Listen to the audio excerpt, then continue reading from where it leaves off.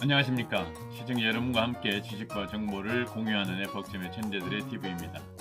오늘은 72세 할배 산티아고 순례길 완주 여행기 중에서 그 첫 번째 동영상으로 산티아고 순례길에 대한 오리엔테이션을 해드리려고 합니다. 앞으로 40차에 걸쳐서 은퇴자들이 산티아고 순례길을 완주하는데 필요한 정보나 지식을 상세하게 전달할 생각이므로 은퇴자 여러분의 지속적인 시청과 관심을 부탁드립니다.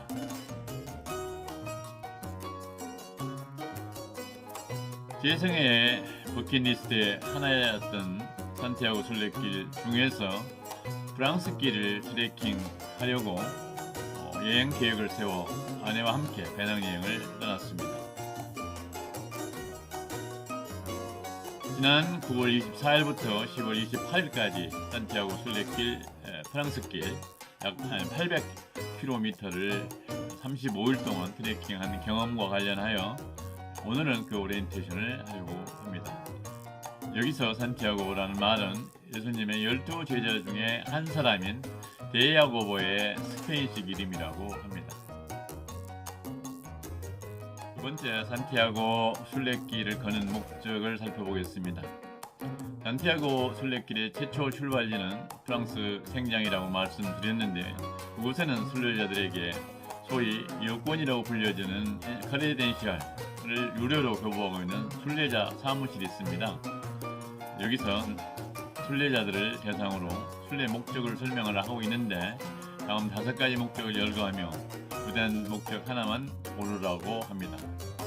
이것을 저는 순례자의 순례 목적이라고 생각을 합니다. 즉, 첫 번째가 종교적인 목적, 두 번째가 정신적 목적, 세 번째가 문화 관광적 목적, 네 번째가 스포츠적 목적, 다섯 번째가 도보형의 목적으로 나눌 수 있겠습니다.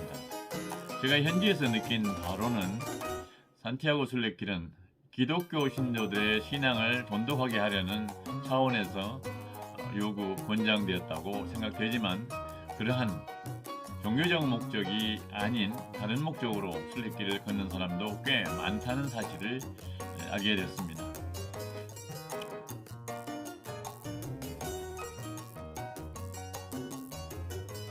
산티아고 순례길의 트레킹에 초대하고 싶은 은퇴자들이 있습니다.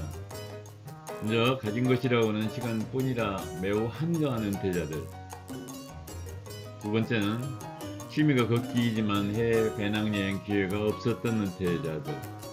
세 번째는 일생을 도시에서 직장생활을 하느라고 자연을 가까이 할 수 없었던 은퇴자들.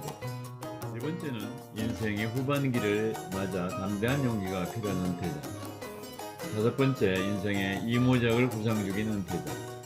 여섯 번째, 남편과 자식들에게 봉사하느라고 많은 희생을 강요받았던 대한민국 어머니 은퇴자. 일곱 번째, 맛있는 포도주를 마시며 짧은 시간이나마 인생을 느긋하게 즐기고 싶은 은퇴자들을 초대합니다. 제3장 순례길 트레킹을 하면서 은퇴자가 해야 할 일을 살펴보겠습니다. 첫 번째, 그동안 고생한 자기 자신을 칭찬한다. 두 번째, 이모작 인생을 재설계한다. 세 번째, 나와 이웃을 용서하고 사랑한다. 네 번째, 여러 나라 사람들과 소통하며 어울린다. 다섯 번째, 유럽 문화를 이해한다.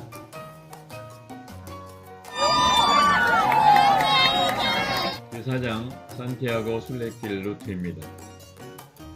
산티아고 순례길은 어느 나라에서 출발하느냐에 따라 여러 가지 길이 있을 수 있는데, 가장 대표적인 순례길은 다음 3개의 루트를 들고 있습니다.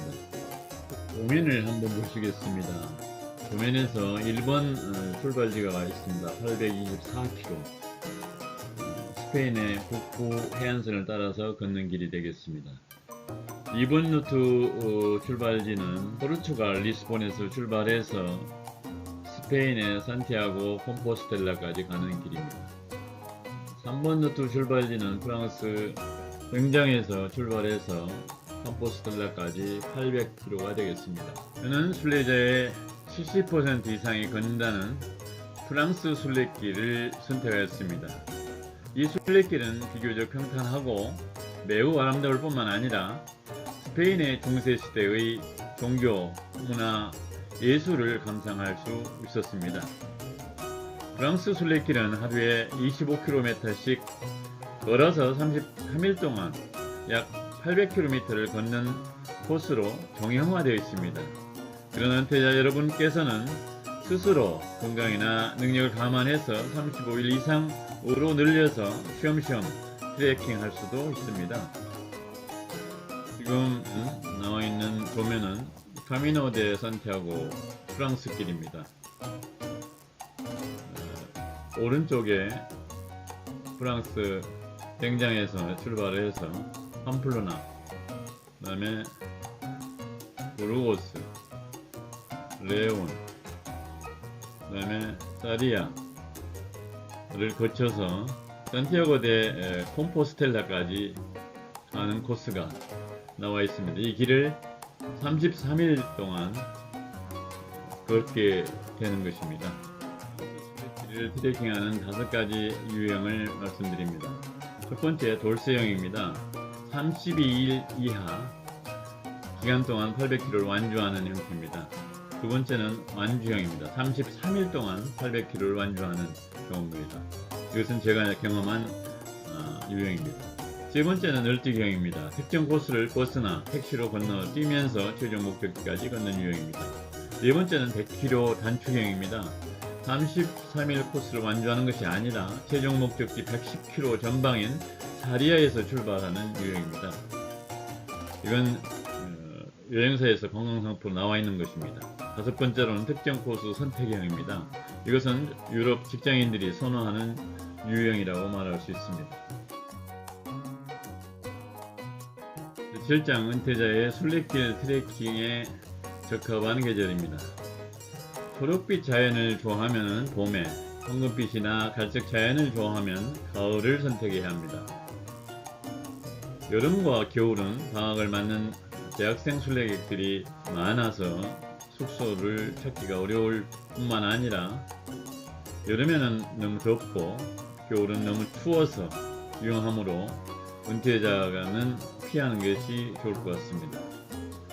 은퇴자가 배낭여행으로 트레킹을 하려면 30일에서 50일을 잡아 느긋하게 가라고 권장하고 싶습니다. 8장 프랑스 순례길을 트레킹할 때 소요 경비에 대해서 말씀을 드리겠습니다. 인천공항에서 파리 항공료와 접근 비용입니다. 항공료는 마일리지를 활용하고 저가 항공을 이용할 수도 있습니다. 대체로 50만원에서 150만원까지 수령됩니다. 언제 어느 항공기를 타고 가느냐, 어디를 경유하느냐, 예약 시점에 따라서 항공비가 크게 다르므로 3개월 전에 예약하는 것이 바람직합니다. 화면에 나와 있는 지도는 인천공항에서 파리 드골 공항까지 항공 노선을 표시하고 있습니다. 직항 비행시간은 약 12시간이고 직항 항공료는 약 150만원이 되겠습니다. 파리 도착 후 생장까지 이동하는 방법에 대해서 알아보겠습니다.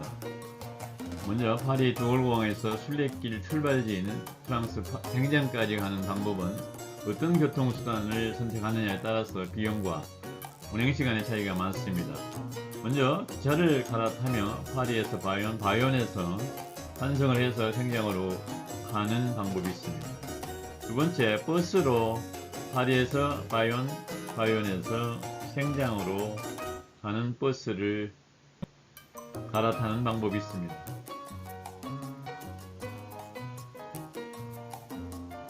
이제 도면은 여기 파리에서 생장까지 가는 코스를 표시하고 있습니다. 버질레나 르피, 아를로가 있습니다만 이건 우리나라 항공 사정으로서는 접근하기 어려운 코스라고 생각이 됩니다.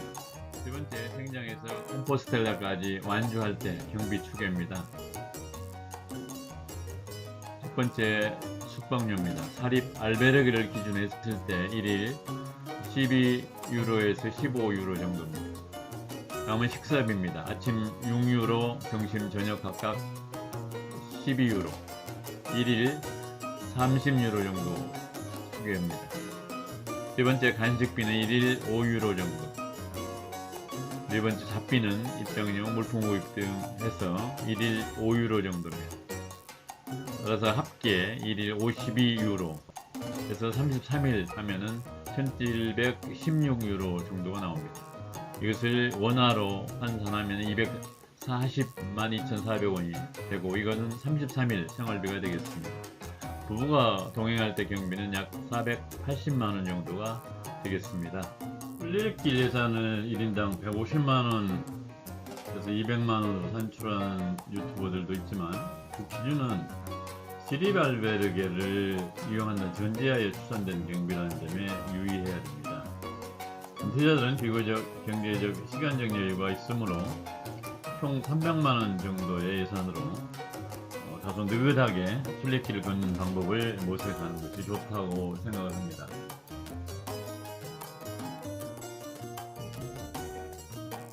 첫 번째, 순례길을 트레킹하려는 은퇴자가 숙지해야 할 사항입니다.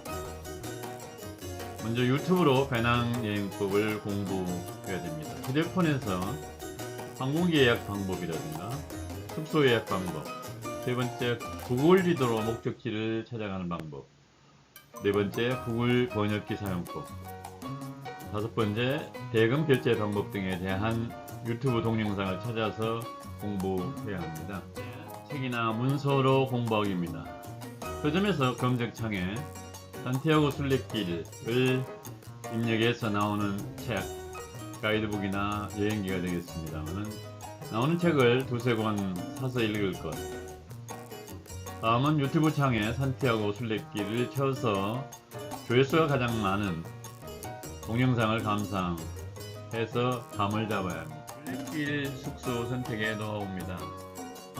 첫째로 숙소를 예약하지 않고 시립 공립알베르게를 이용하는 방법입니다. 저비용으로 숙소를 이용할 수 있으나 선착순이기 때문에 불안하고 스트레스를 줍니다. 두 번째, 숙소를 예약하는 방법입니다. 평판이 좋은 사설 알베르게나 호스텔, 펜션, 아파트, 호텔 등을 찾아서 예약을 하면 보다 나은 서비스를 받을 수 있고 배낭을 배달받을 수 있어서 편리하고 비교적 느긋하게 트레킹할 수 있지만 비용이 과다하다는 단점이 있습니다. 세 번째, 숙소를 예약할 때 반드시 체크해야 될 사항입니다. 어디쯤에 있는가? 시설은 좋은가? 가격은 적정한가? 평점은 좋은가?를 종합적으로 따져야 합니다. 두 번째, 은퇴자는 자기 나름의 최소한의 기준을 설정을 해서 사전에 숙소를 예약하는 것이 스트레스를 덜 받는다고 생각합니다. 첫 번째, 순례길 여행을 떠나기 전에 걷기 연습입니다. 첫 번째, 한강변 순례길에서 하루 4만보 걷기 10회 트레킹 연습을 할 필요가 있습니다. 두 번째, 남산 순례길 전체 1일 2회 4만보 완주하기 10회 트레킹 연습. 1과 2를 교대로 연습함으로써 지구력과 신발의 적합성, 발의 적응 상태를 점검할 필요가 있습니다.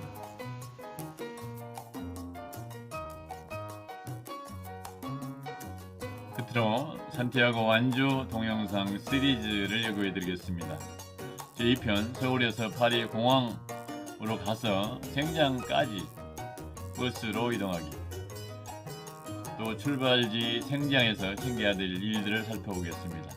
제3편은 33일 완주한 순례자의 하루 일상, 4편부터 45편까지는 40여 개의 테마별로 동영상을 만들어 완주하는 데 필요한 정보를 제공할 예정입니다.